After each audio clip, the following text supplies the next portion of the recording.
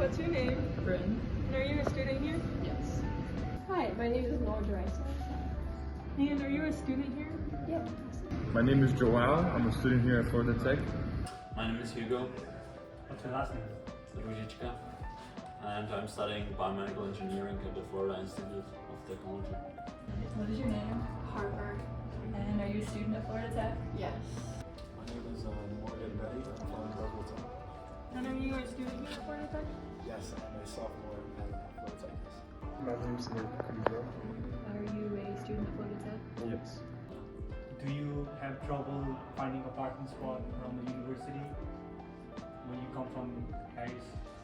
That is actually a very decent question, a very good question, because if I should be completely honest with you, I had recently troubles with parking around campus, and a few times I came late to my classes because of it. Do you ever have trouble parking? Yes, depending on the time of the day, like when classes are busy, 10 o'clock, 11 o'clock, it definitely gets really crowded around PDH, around Harris Village. So, yeah, I do have a lot of trouble. Do you think there's enough parking on campus? Do you think we need more parking on campus? Yes. When you do come to campus, do you think there's enough parking here? No. Not really. It's hard to find parking, especially when you're driving around. And do you think there's enough parking on campus? No, especially this year since we got almost double the freshman population. I feel like, especially at PDH and around Olin, there's a lack of parking for sure. How do you think more parking would improve life on campus? I think it would just make it a lot less stressful.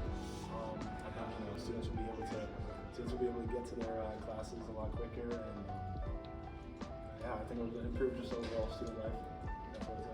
Yeah, 100% it would improve the quality of the students, the grades overall, how much the students learn actually, and probably even the prestige of the university, as well as the revenue. I think if you were able to find parking right away every day, that would improve campus life and your experience here? Yeah.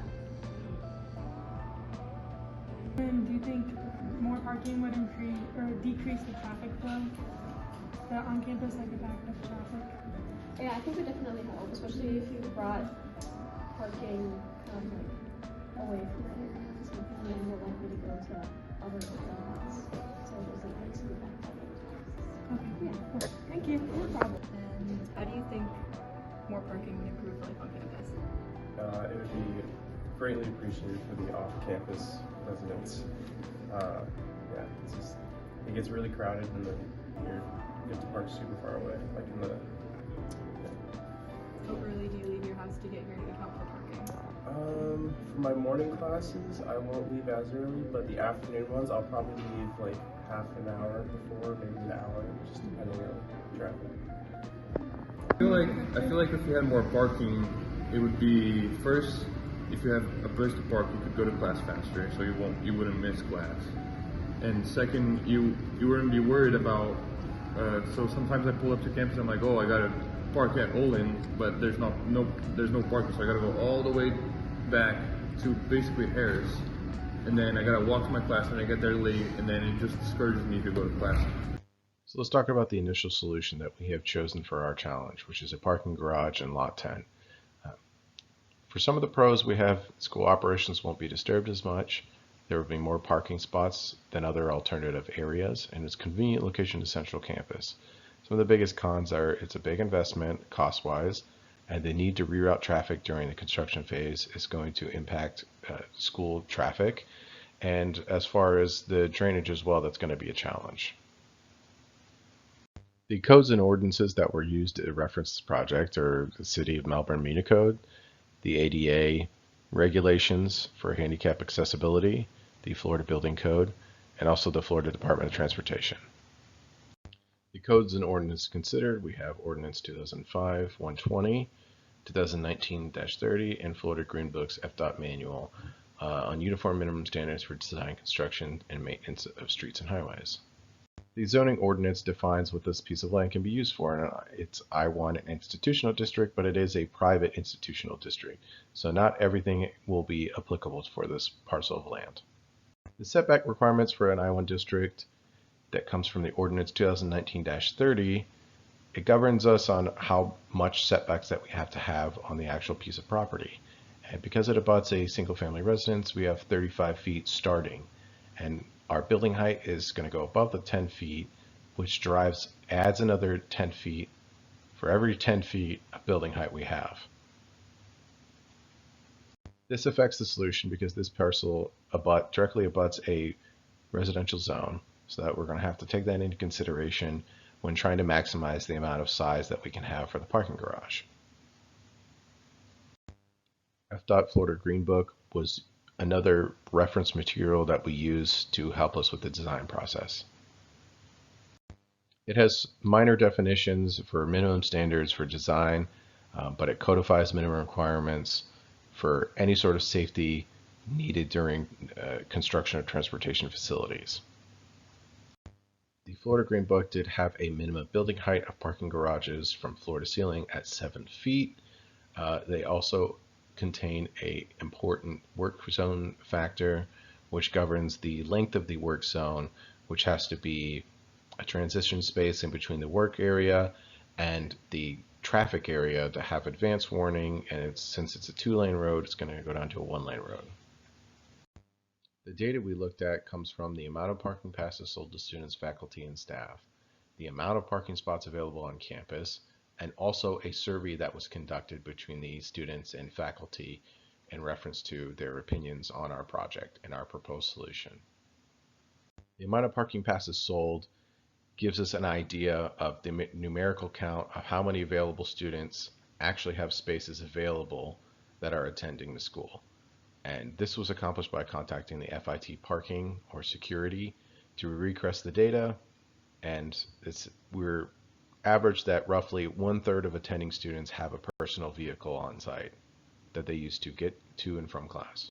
In order to view the amount of spaces available, we did a visual count using Google Earth to collect the amount of spaces through aerial photography, and we use that to check against the amount of attending students to give us a good idea of, does the school need additional parking, or is the current parking adequate for the amount of students that are available.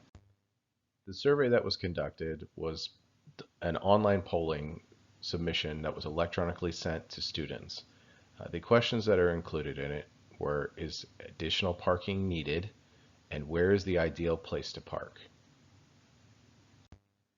Upon reviewing that data, we learned that there is not sufficient enough parking to address the new amount of attending students, and the areas need to be expanded in capacity for all types of students, not just students who live on campus or students who come from off campus. And our proposal for our solution would directly address this from the information we gathered. And in doing our data, we have come across our stakeholders, who we identified in the beginning as the operations administration, the students, which is one of the biggest stakeholders we have, and the faculty on FIT. For our stakeholders, 2 students that we interviewed were Marie Smith and DeMontis Maroca. We wanted to give them kind of an idea of our challenge, and also we wanted to find out what their feedback was. We wanted to know whether or not they agreed and whether or not we needed more parking, and also to take a look at our solution to see what they thought about that. They both responded that they think that FIT needs more parking, that it's not adequate. And in the interview, we asked them what their opinion of our solution was, and they both agreed with our solution that the construction of a parking garage on Lot 10 across from administrative buildings would give more adequate parking that is more central to campus. And from our stakeholder interviews, we also asked them for what they thought about our solution and if they had any other suggestions to add. And one student mentioned the use of temporary traffic controls during construction, while the other mentioned to not disturb the bordering neighborhoods during construction. So throughout this project, we had hypotheses that we developed in order to help refine our proposed solution. Our first one was to verify whether or not we believe that Florida Tech needs additional parking. And by doing that, we took a survey from students to get them an idea of whether they think we need additional parking and where would be their preferred place to park. In the survey that was done in Hypothesis 1, we asked, do you think we need additional parking on campus? 100% of the students responded with a yes. And if you could park anywhere on campus, where would you park? Which is near PDH, got the majority of the votes. And this was a total of 19 responses recorded. So in order to test our next hypothesis out, we wanted to ask FIT security how many parking passes were sold this year and count the number of parking spots available that are available to students. The amount of parking passes we looked at and the ratio, we wanted to make sure that the parking passes sold to parking spots available is greater than 1.5. And this is the breakdown of the parking passes that was given to us by FIT security.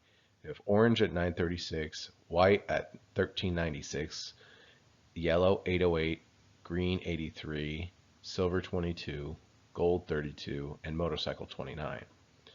The total amount of parking spots that are on campus that are available to park at for students is 2,500 spots. And so this drove our next hypothesis. And we also tried to count the total number of vehicles entering and exit lot 10 during peak hours. That's to use that to say that this parking lot would be a prime location for this parking garage.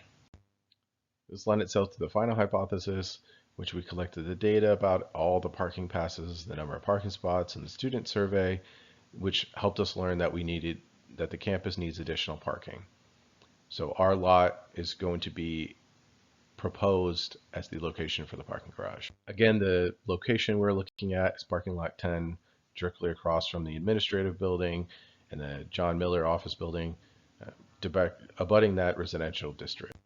So a preliminary CAD drawing was done to show that this parking garage could be constructed with 2 levels, having a separate entrance for the first floor and the second floor, an exit and entrance. This would allow us to eliminate the interior ramping that we would need for this parking garage that would limit more of the available spaces that we have. Our solution, having our codes and ordinances that were used, the data breakdown of the parking passes, and our stakeholders that were interviewed. And finally, we get to the best part, the costs. What is this going to cost? Well, since FIT doesn't own the land, there's no acquisition cost for that. There's the planning and feasibility, which we were estimating 15 grand. And we have 20,000 for architectural and engineering design, but it's FIT, it's a school of engineers. Maybe we can find somebody to do it in-house. Utilities, lighting poles, ITS features.